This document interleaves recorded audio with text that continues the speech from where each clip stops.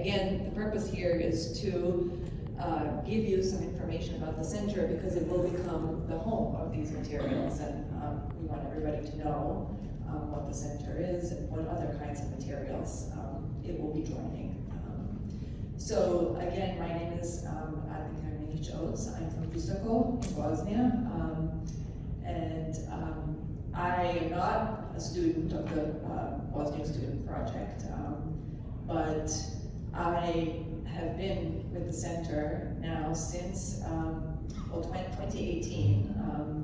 The center was formerly called the Bosnian Memory Project, and the founder, among others, as well as of course Patrick, was Dr. Ben Moore at Fontbonne University. And I know some of you heard this last night, so I apologize, but not all of you were there.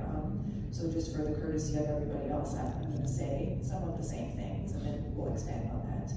But Dr. Ben Moore, he's retired now, was a professor of English at Fontbonne University, has had no connection to Bosnia himself, personal connection, until, of course, Bosnian refugees started arriving in St. Louis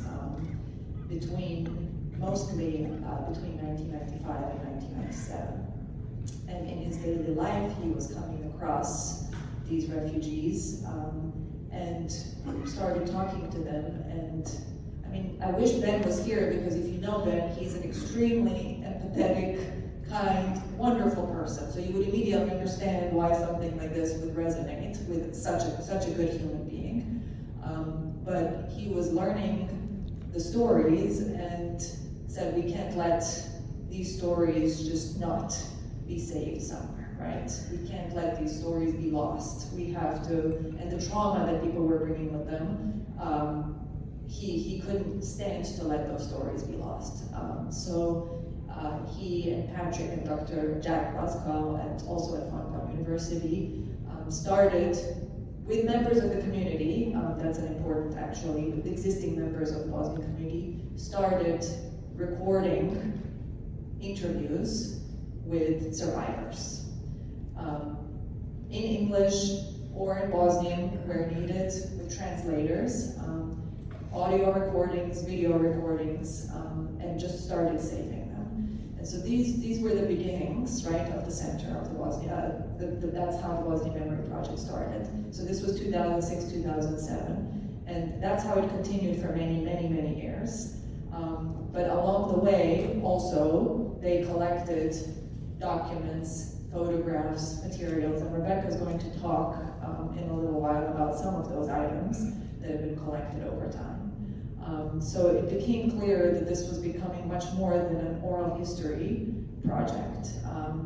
And around 2015, I was a PhD student myself at the time at Virginia Tech University, and I happened to meet Ben because of my PhD research. And Ben, I think now I realize, had a plan all along to recruit me eventually to be to head the center.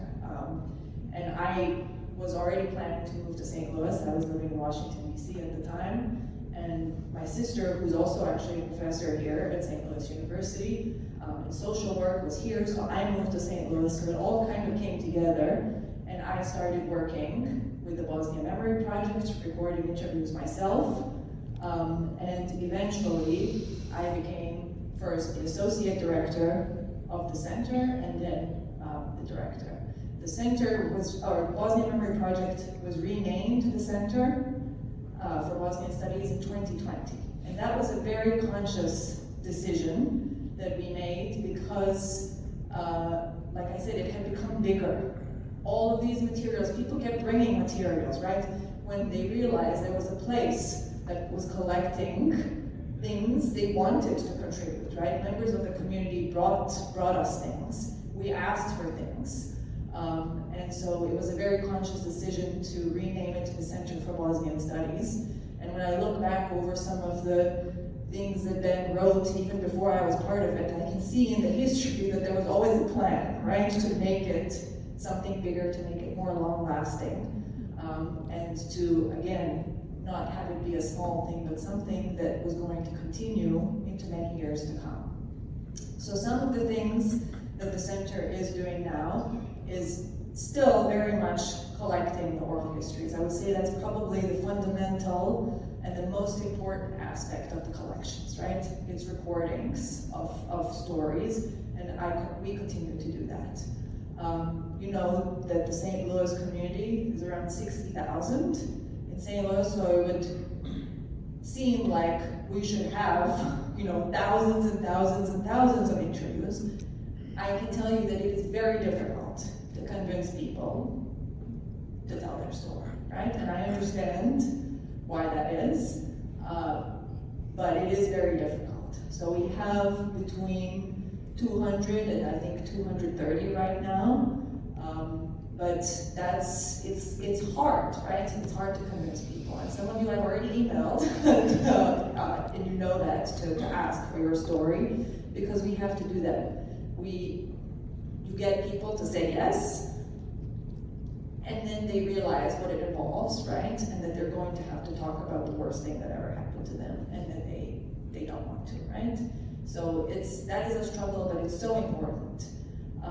One of the other things that we have started doing is working with high schools. So there are 2 high schools in St. Louis that have developed Bosnian American Studies courses.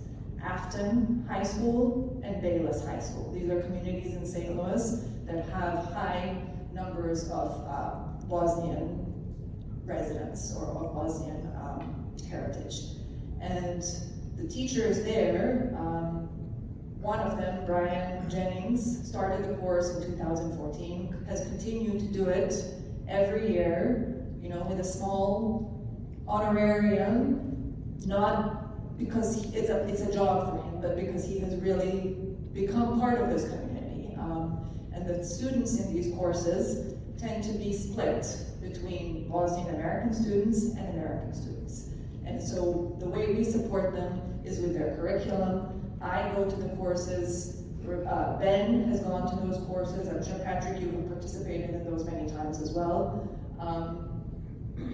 The Bosnian American students in those courses, very frequently, it's sad to say, don't know what happened, right? Don't know the story of what happened in Bosnia, don't know their parents' history.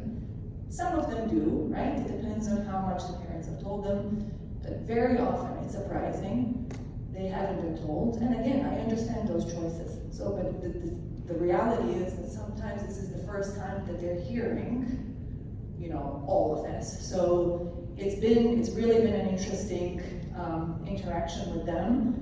But that is one of the ways that the center is supporting sort of the education with our community about the history and preserving those stories. And so these students are also recording oral histories themselves.